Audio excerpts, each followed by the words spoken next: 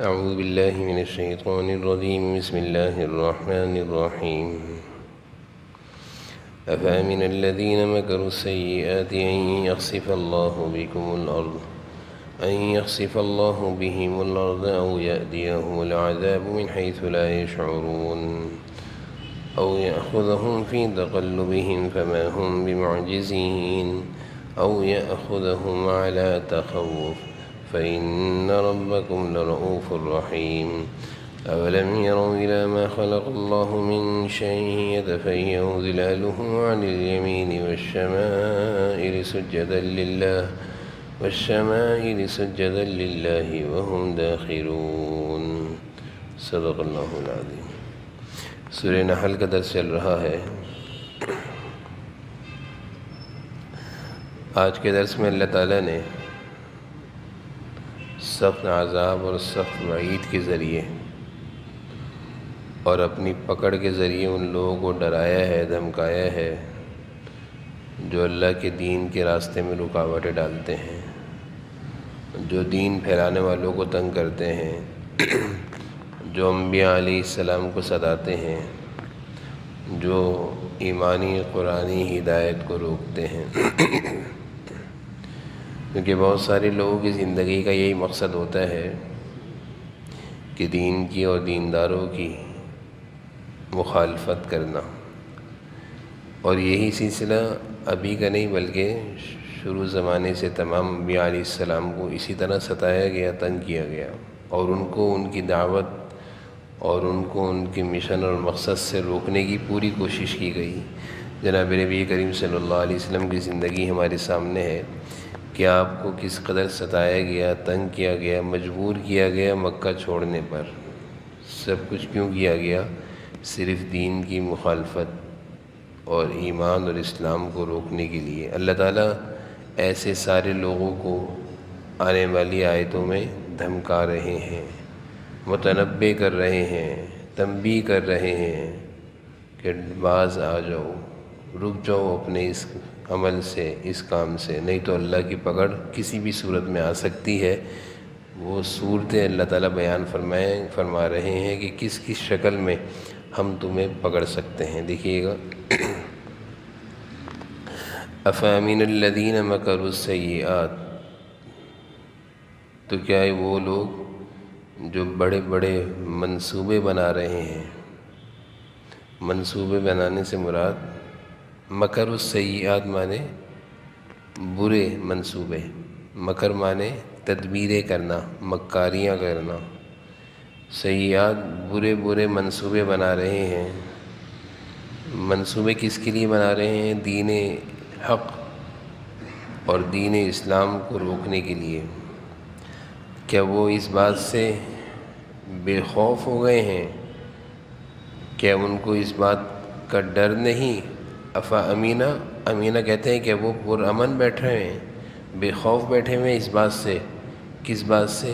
ان یخسف اللہ بہم الارض، کہ اللہ انہیں زمین میں دھنسا دے گا۔ اللہ تعالیٰ پہلی صورت ان کو ہلاک کرنے کی بیان فرما رہے ہیں کہ وہ لوگ جو دین اسلام اور احکام اسلام اور تعلیم قرآن اور انبیاء علیہ السلام اور اہل دین، علماء دین کو ستانے کے لیے مکر السیئات، بڑی بڑی اور بری بری تدبیریں کرتے ہیں۔ کیا وہ اس بات سے بے خوف ہیں کہ ان یخسف اللہ بہم الارض؟ یخسف مانے دھنسا دینا، کہ اللہ تعالیٰ ان کو دھنسا دے گا زمین میں۔ ان کو اس بات کا خوف رکھنا چاہیے کہ ایسا نہ ہو کہ زمین کھلے اور یہ اندر دھس جائیں، زمین پھٹے اور یہ اندر چلے جائیں۔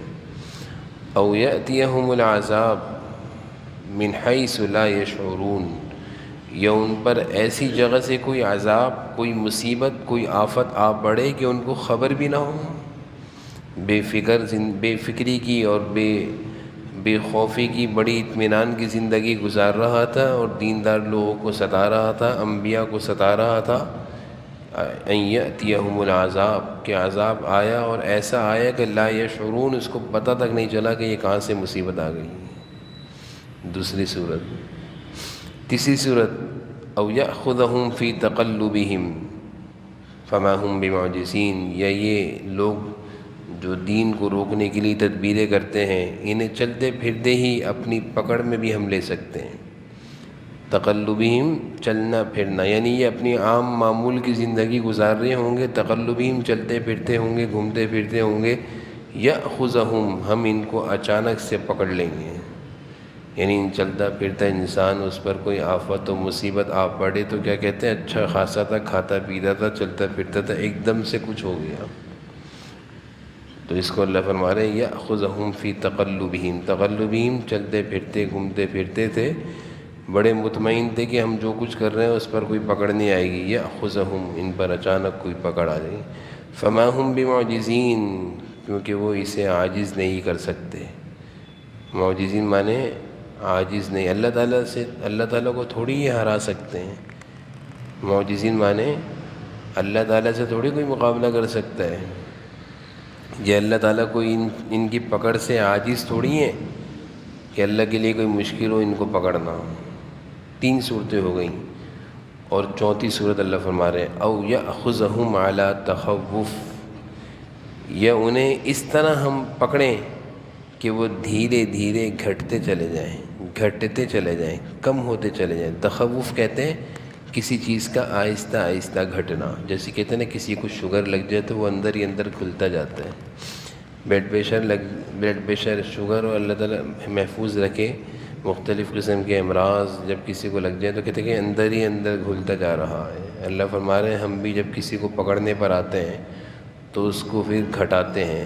اس کی بہت بڑی جماعت تھی اور وہ بڑی جماعت لے کر چلتا تھا، اور بہت سارے لوگ اس کے آگے پیچھے چلتے تھے، آہستہ آہستہ اس کی جماعت میں کوئی بھی نہ رہا، یہ اکیلا رہ گیا، اس کو کہتے ہیں تخوف۔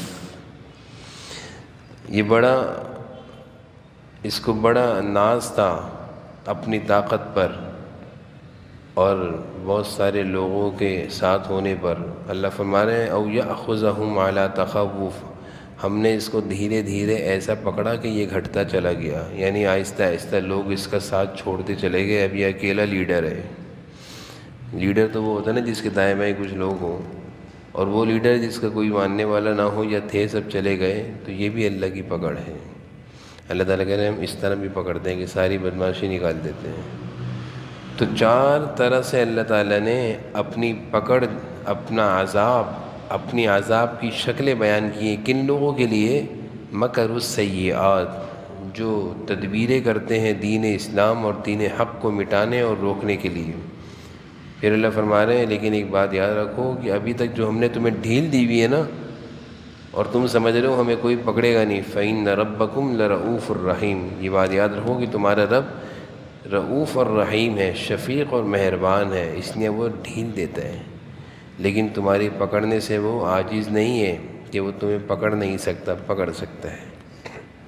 یہ تو ان آیتوں میں ذکر تھا۔ اگلی آیتوں میں اللہ تعالیٰ انسان کو متنبہ کر رہے ہیں کہ تم اللہ کو کیوں نہیں مانتے، اللہ کی عبادت کیوں نہیں کرتے، اللہ ہی کو سجدہ کیوں نہیں کرتے، اللہ ہی سے کیوں نہیں ڈرتے، جبکہ ساری مخلوق اللہ تعالیٰ کو سجدہ کرتی ہے۔ کس طرح سجدہ کرتی ہے اللہ تعالیٰ بیان فرما رہے ہیں۔ اولم یروا الی ما خلق اللہ، کیا انہوں نے نہیں دیکھا کس چیز کو؟ خلق اللہ من شیء، کہ اللہ نے جو چیزیں بھی پیدا کی ہیں، خلق اللہ من شیء، کہ اللہ نے جو کچھ پیدا کیا ہے، یتفیأ ظلالہ عن الیمین والشمائل، کہ ان چیزوں کے سائے اللہ کو سجدے کرتے ہیں، دائیں بھی جھکے جاتے ہیں، بائیں بھی جھکے جاتے ہیں۔ ظلالہ کہتے ہیں سائے، درختوں کا سایہ، ٹہنی کا سایہ، شاخوں کا سایہ، دیکھا ہے نا سایہ، اور درختوں کی ٹہنیوں کو سایہ کو جھکتے ہوئے دیکھا ہے، وہ جھک رہی ہوتی ہیں تو وہ اللہ کو سجدہ کر رہے ہوتے ہیں۔ آئندہ جب درختوں کو اور شاخوں کو جھکتا دیکھیں گے تو کیا سمجھیں گے کہ یہ اللہ کو سجدہ کر رہے ہیں۔ یتفیأ ظلالہ عن الیمین، ساری مخلوق اللہ کو پتہ نہیں دن میں کتنے سجدے کرتی ہے، اور انسان کو اللہ تعالیٰ نے صرف چند سجدوں کے لیے ذمہ داری لگائی ہے کہ صبح فجر میں اتنے سجدے کر لو، ظہر میں اتنے کر لو، عصر میں اتنے کر لو، انسان وہ بھی نہیں کرتا۔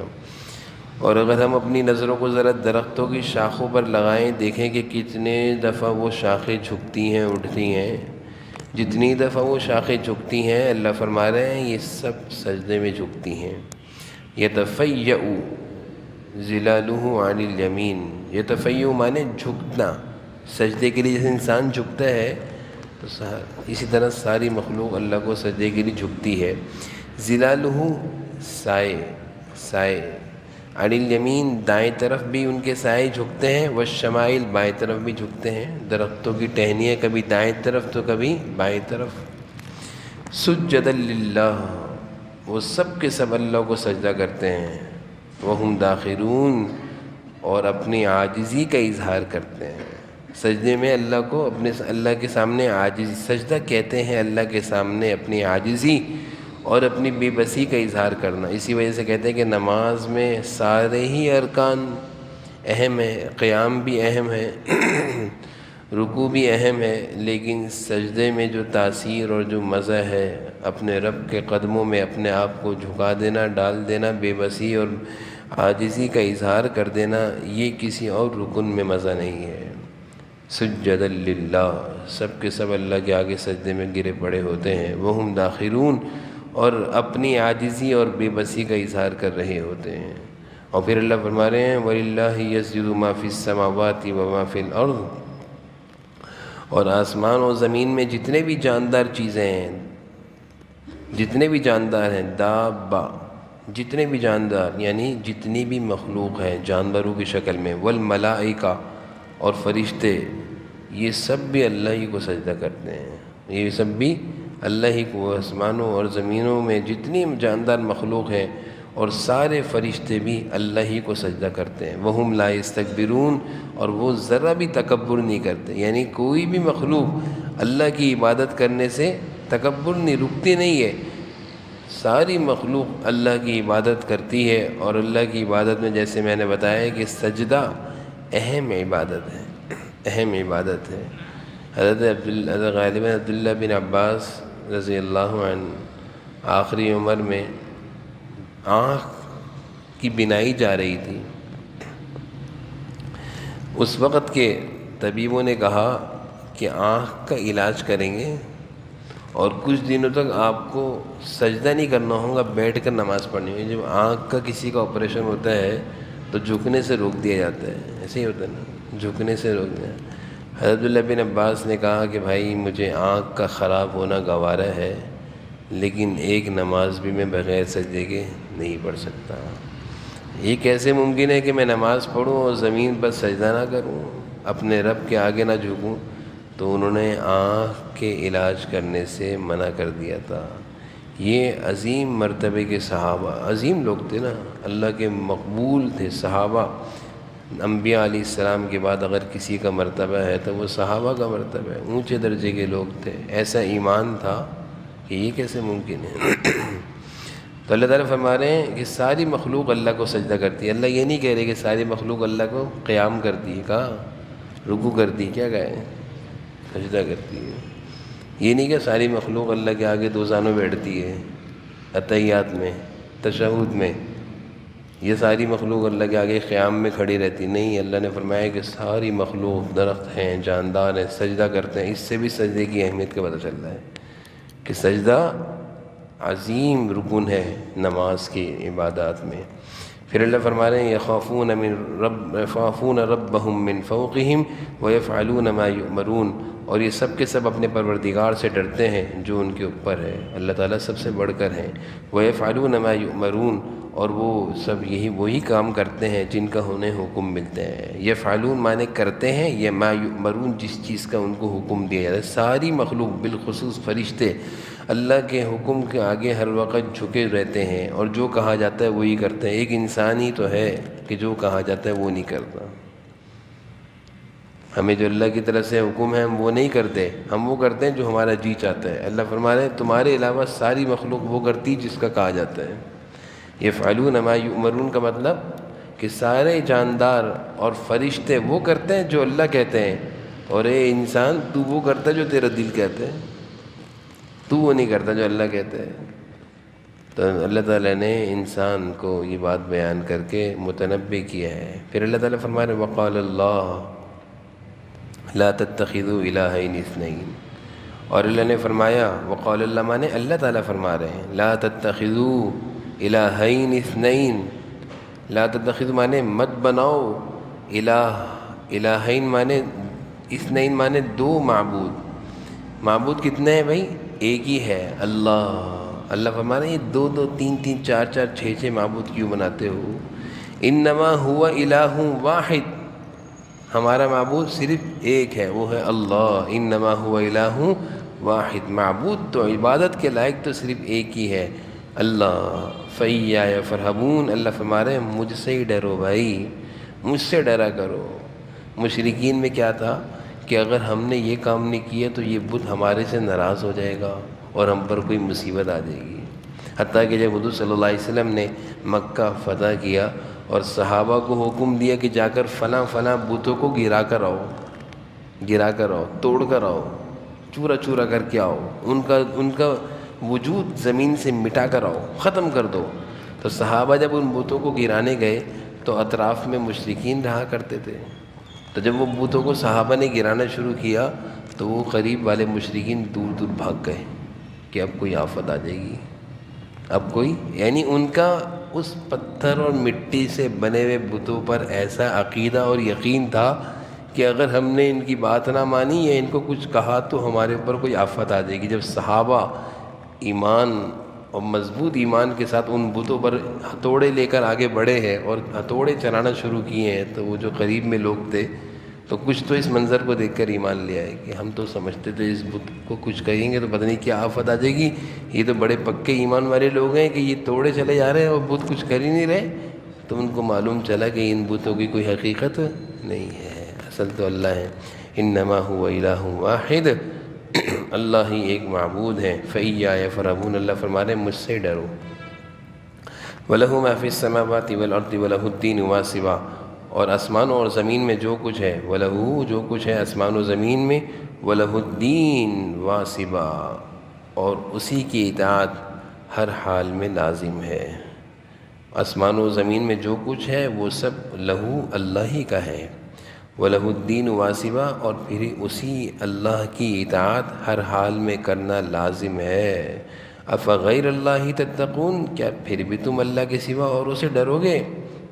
تتقون معنی اصل مفہوم ہوتا ہے تتقون یعنی ڈرنا، اللہ کے سوا کسی اور سے بھی ڈرو گے۔ اطاعت اللہ کی لازم ہے، معبود تمہارا ایک اللہ ہے، ساری کائنات اس کے آگے جھکتی ہے، سجدے اسی کو کرتی ہے، اسی کے حکم پر چلتی ہے، تو پھر اسی اللہ سے ڈرنا چاہیے، اس اللہ کے علاوہ اوروں سے کیوں ڈرتے ہو؟ افغیر اللہ تتقون، کیا پھر بھی تم اللہ کے سوا اوروں سے ڈرو گے؟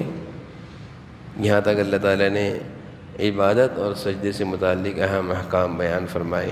اللہ تعالیٰ ہمیں سمجھنے کی اور عمل کی توفیق نصیب فرمائے۔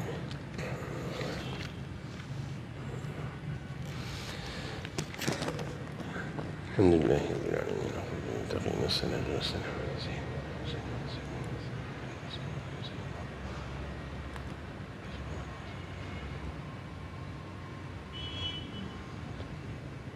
صلی اللہ علیہ وسلم۔